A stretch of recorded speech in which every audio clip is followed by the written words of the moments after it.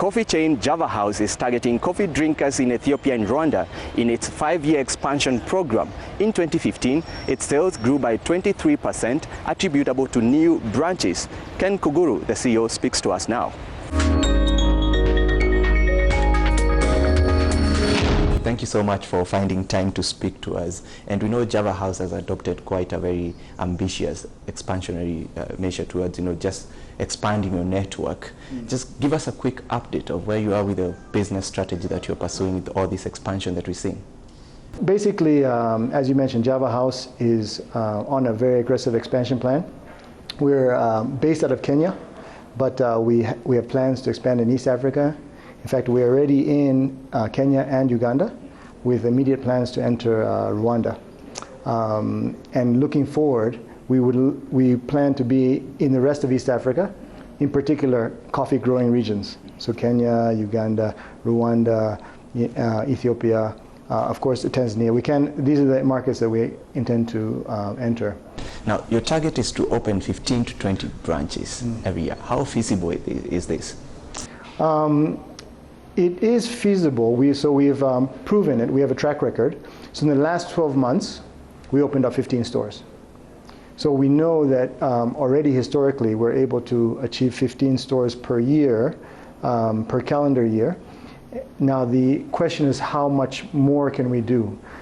So we target between 15 to 20. Most likely we'll end up somewhere in between. So likely we'll end up with maybe the 17 stores. But we know we can do 15. We'd love to stretch ourselves up to more stores per year. But keep in mind, all our stores are company owned, so we're not in a franchise model. We do that to maintain our quality. We do that to maintain our standards. And so we're not trying to push to, let's say, 30 or 40 or 50 stores per year, which would extend us too much. But we know what we're capable of doing, and we want to stay within that region, but continue, of course, pushing us to grow faster. Now, I know last year your sales were about 3 billion Kenya shillings, and it grew by 700 million Kenya shillings because of this expansion. Just give us a clearer picture of what this expansion really means for your bottom line as a company. We are growing at 30% year over year. Greater, I would say between 30 to 40% growth. And of that growth, majority of that growth does come from new stores. So I would say 80% of that growth comes from new stores, which means, of course, the base of our stores, our network of 50 stores, is contributing the base of our sales, but also a bit of growth. So each of our stores grows at around 5% per year. So same store growth, we still are very successful and still able to grow, but of course our new stores contribute more, and that enables us to reach about 30 to 40% year-on-year growth. And what's informing all this growth? Why is Java growth? Kenya, Uganda, Rwanda, these are all coffee growing regions, right? And historically, for whatever reason, the coffee has been exported. So the best coffee in the world has been enjoyed by Europeans and North Americans and other regions, South Americans and other places. And a lot of it has been our coffee, our African coffee. So the nice thing about it is now we're bringing our own national treasure to ourselves, right? to Africans, to East Africans. And so I think that expansion has happened because people have started to enjoy great coffee.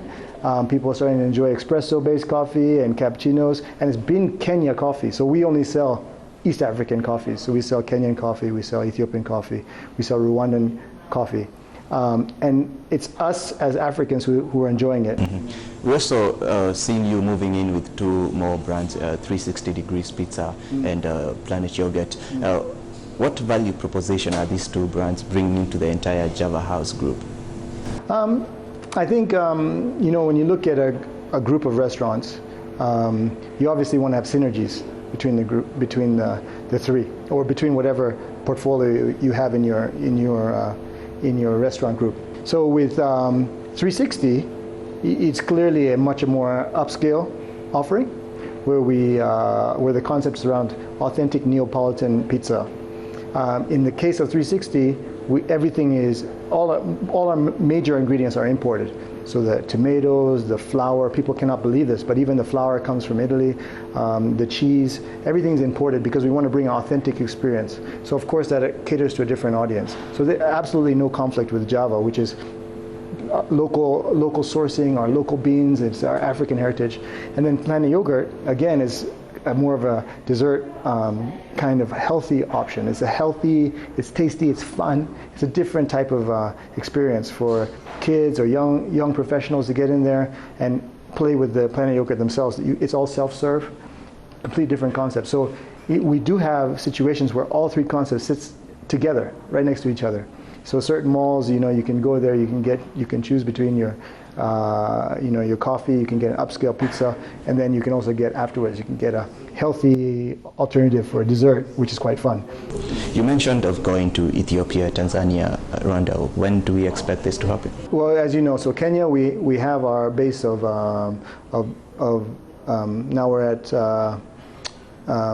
43 stores. In Uganda, we have 5 Javas and one Planet Yogurt, so that's 6 total stores.